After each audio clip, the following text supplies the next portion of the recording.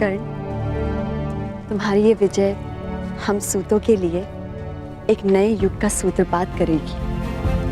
प्रयास यही है रुशाली, परंतु मेरा लक्ष्य पाना इतना सरल नहीं। न जाने और कितने युद्ध लड़ने होंगे, कुछ दृश्य शत्रुओं से और कुछ अदृश्य शत्रुओं से। युद्ध होगा तब देखा जाएगा कर्ण। अभी तुम्हारा राज्याभिषेक है, इसके पश्चात क्या करने वाले हो कर्ण? यह सुनिश्चित करूंगा कि अंगवासियों को प्रजातंत्र मिले, उन्होंने अपने जीवन पर स्वाधिकार मिले। मैं अंग के विषय में नहीं कह रही हूँ कर्ण, अपने विषय में कह रही हूँ, हमारे विषय में। हम तो साथी हैं, और भविष्य के विषय में भविष्य में विचार करेंगे। विचार करने में ज्यादा समय ना लेना अंगराज।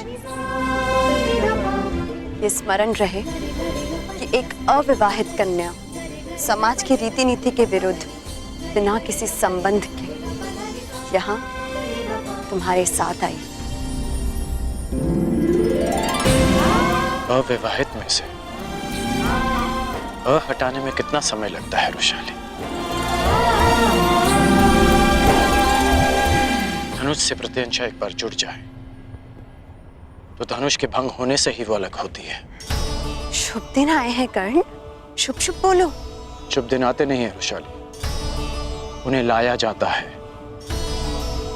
अपने परिश्रम से। शुभ दिन लाने के लिए लंबी यात्रा करनी होती है।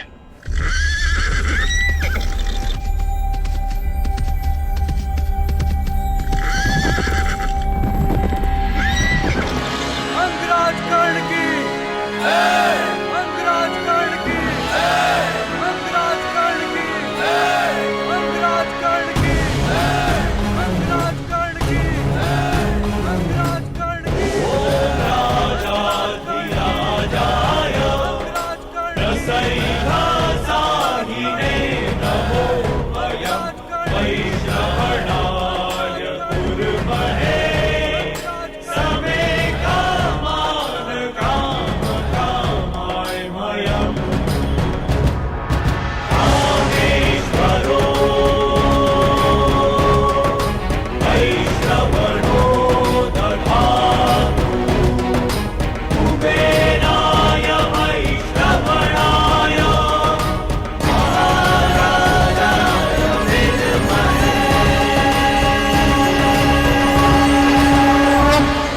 स्वागत है अंगराज। तुमने जो किया मैं उससे सहमत तो नहीं, परंतु तुम्हारी उपलब्धि का मैं सम्मान करता हूं। तुमने अपनी प्रतिज्ञा पूर्ण की, बधाई हो। मुझे प्रसन्नता है कि राधेकरण ने अपनी प्रतिज्ञा आपकी उपस्थिति में पूर्ण की।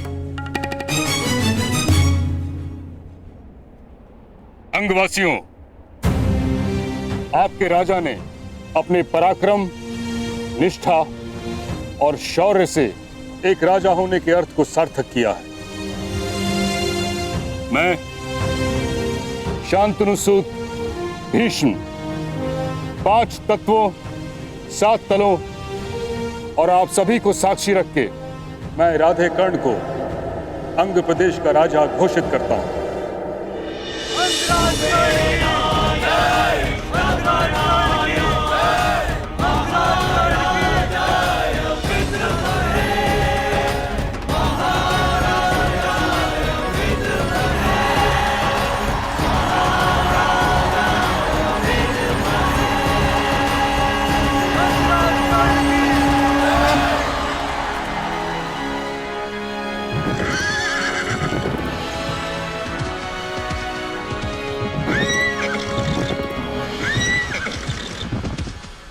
अब जैसी की परंपरा है, प्रथा है, तुम अपनी प्रजा को अपना प्रथम संबोधन दो।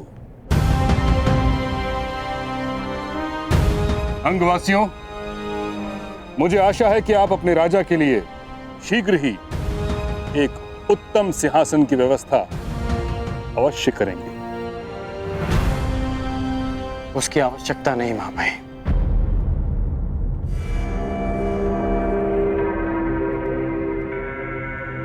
अंगराज कर्ण की अंगराज कर्ण की अंगराज कर्ण की अंगराज कर्ण की।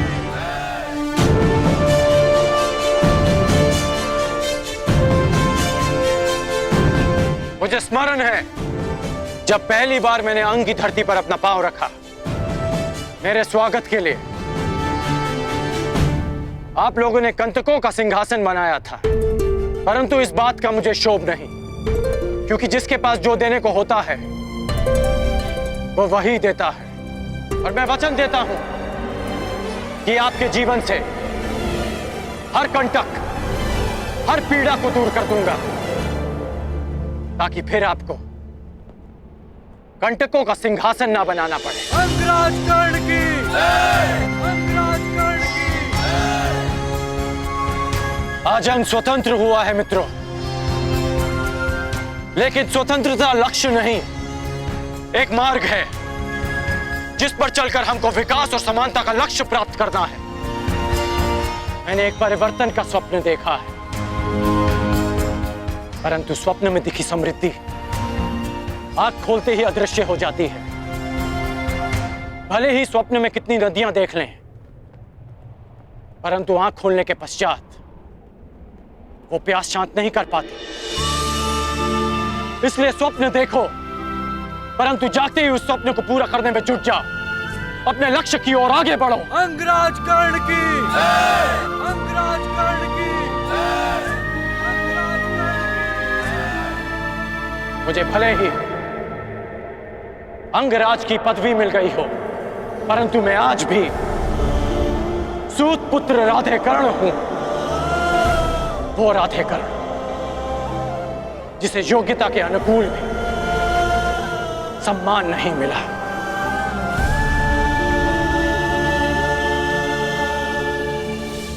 अंग का लक्ष्य है सम्मान पाना, अंग का लक्ष्य है परिवर्तन पाना। मेरी नीति कहती है कि राजा को शासन नहीं, सेवा करनी चाहिए अपनी प्रजा की, अपने राज्य की, और वही मैं करूंगा। मैं आपको स्वतंत्रता देता हूं कि आप अपना भविष्य स्वयं चुन सकते हैं। अब से जन्म के आधार पर नहीं, कर्म के आधार पर वर्ण निश्चित किया जाएगा। कर्ण, तुम्हें भान भी है कि तुम क्या कह रहे हो? यह असंभव है। क्यों? मैं अंग का शासक हूं, मैं अपनी प्रजा के लिए कोई भी घोषणा कर सकता हूं। तुम्हारा प्रशासन हस्तिनापुर के शासन के अंतर्गत आता है। किसी भी नीति या नियम में परिवर्तन हस्तिनापुर की अनुमति के बिना नहीं किया जा सकता। बस मेरे मित्र कुमार दुर्योधन के युवराज बनने का विलंब है मामाई।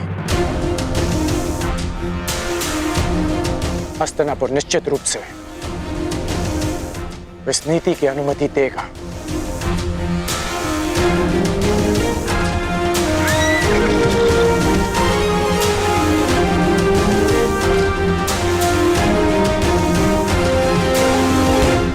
ये कौन है? लगता है कोई संदेश आया है।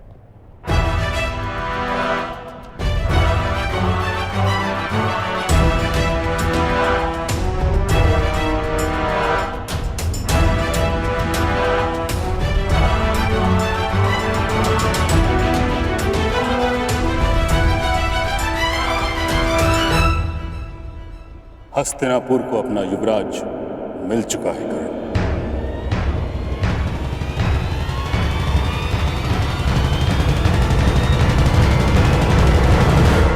युधिष्ठिर को युवराज के पद पर शोभित किया गया। अब तुम्हें कोई भी नीति लागू करने के लिए अपने मित्र दुर्योधन से नहीं, युधिष्ठिर से अनुमति लेनी होगी।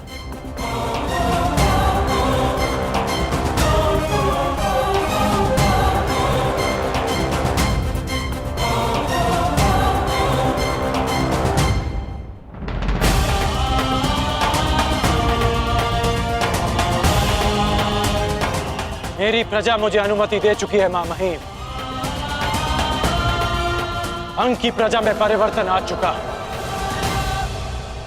शीघ्र ही परंपरा में भी परिवर्तन आएगा। यदि मैं जरासंध को पराजित कर सकता हूं तो मैं अन्याय और अनीति के इस दानव को भी पराजित करूंगा। जिस तरह अंगवासियों ने इस बांध को तोड़ा है, उसी तरह परंपरा और अन्याय का यह बांध भी टूटेगा जिसने हमारी जीवन धारा को रोक रखा है। परंतु अभी मुझे अपने मित्र के पास जाना होगा। इस समय उसे मेरी आवश्यकता है। उसे बहुत बड़ा आघात लगा होगा मां महिम। आज्ञा दीजिए।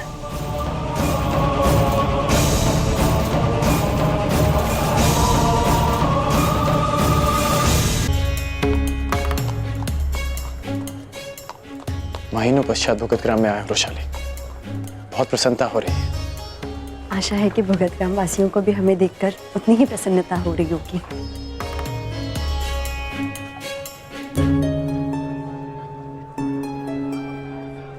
कुछ तो हुआ है यहाँ पे।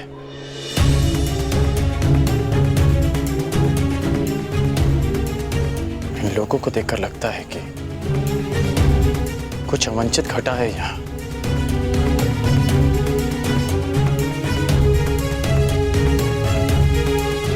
नहीं कर्ण, ऐसा कुछ नहीं है। तुम मुझे यहाँ छोड़ो और कुमार दुर्योधन के पास जाओ। इस समय उन्हें तुम्हारी आवश्यकता है। वैशाली, यहाँ की जो भी समस्या है उसका हल तुम लौटकर भी निकाल सकते हो कर्ण, परंतु इस समय तुम्हारा कुमार दुर्योधन के साथ होना अधिक आवश्यक है। ठीक है वैशाली, मैं शीघ्र लौट कर आता हूँ। तुम ध्यान रखना।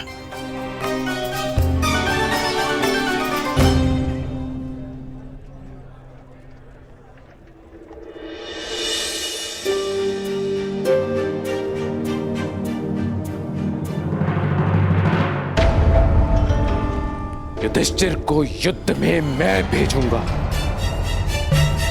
मैं, और युद्ध में प्राण तो किसी के भी जा सकते हैं ना पुत्र। सत्यवचन महाराज, सत्यवचन। परंतु प्रश्न ये उठता है कि महाबली भीष्म और अर्जुन के होते हस्तिनापुर पर आक्रमण करने का साहस कौन करेगा महाराज? कब होगा युद्ध और कब उस युधिष्ठिर के प्राण जाएंगे महाराज? कब? और तब तक क्या मेरा होने वाला सम्राट प्रतीक्षा करेगा महाराज? जैसे आपने की वर्षों तक।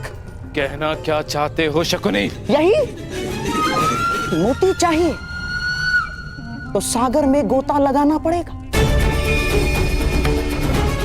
और युवराज पद चाहिए तो नियति के चक्र की प्रतीक्षा नहीं, तो षड्यंत्र का कुचक्र रचना होगा महाराज। और यही कूटनीति है, कूटनीति।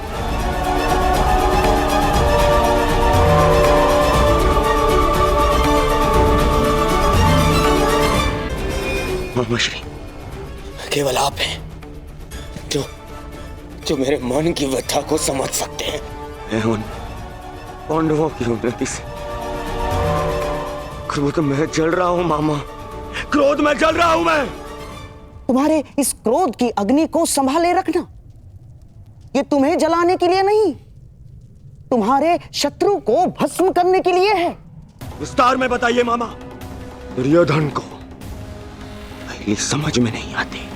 पहली ही कुचक्र की नींव होती है दुर्योधन। तुम्हारे भविष्य के प्रासाद के लिए एक योग्य वास्तुशास्त्र की आवश्यकता है।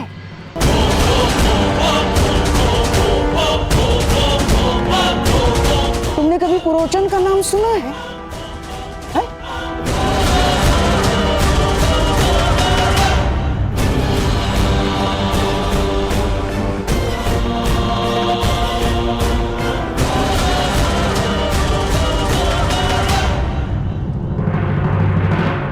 मामा श्री बता रहे थे कि मायावी दानव के पश्चात यदि कोई संसार में महान वास्तुकार है तो वो आप हैं।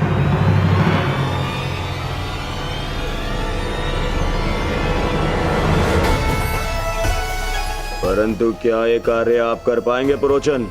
मैं एक विध्वंस किए हुए नगर का पुनः निर्माण भी कर सकता हूं और एक महानिर्माण से विध्वंस का सूत्रपात भी कर सकता हूं।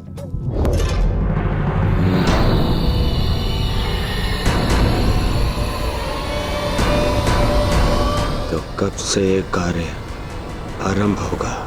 समझिए प्रारंभ हो गया इस विध्वंसक निर्माण का।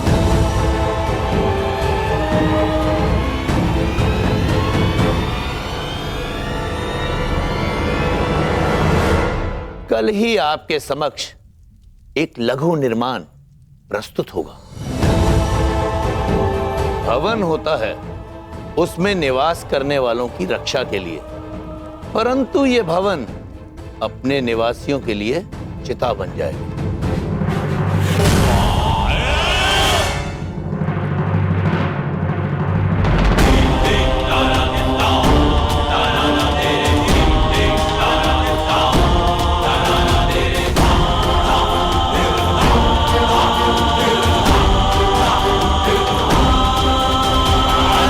का गुण होता है ये जलता है और बुझ जाता है, परंतु लाख का ये गुण होता है कि ये जब तक जलता है जब तक जलने वाला भस्म न हो जाए।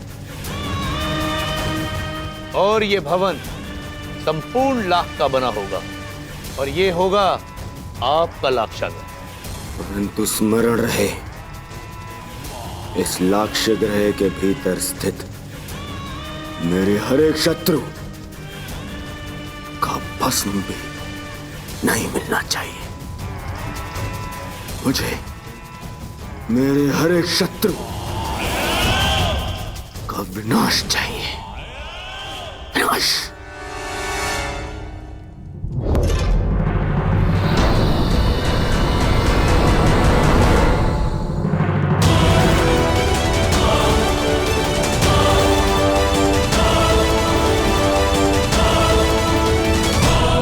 शत्रु का नाश अवश्य होगा मित्र।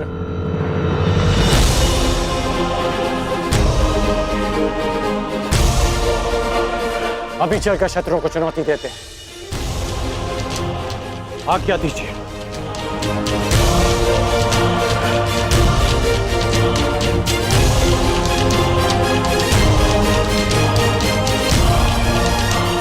तुम मेरे मित्र होकर और मित्र हाथ नहीं जोड़ते, गले लगते हैं।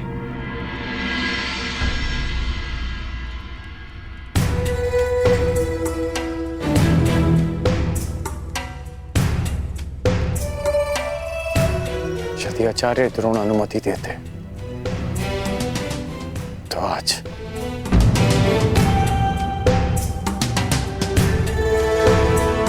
जानता, यदि आचार्य द्रोण ने तुम्हें मेरे साथ में युद्ध में भेजा होता तो मेरे शत्रु मेरे सेवक होते आज।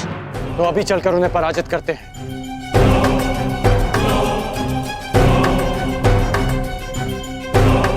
होगी, उनकी पराजय अवश्य होगी, परंतु युद्ध करके नहीं। क्यों पुरोचन महोदय? जी महाराज कुमार।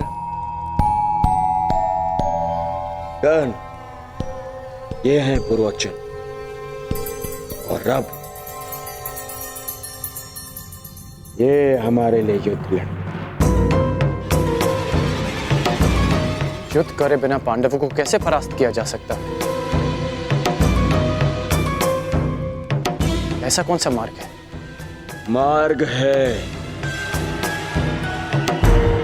उन्हें भान भी नहीं होगा और उनका अस्तित्व सदैव के लिए मिट जाएगा।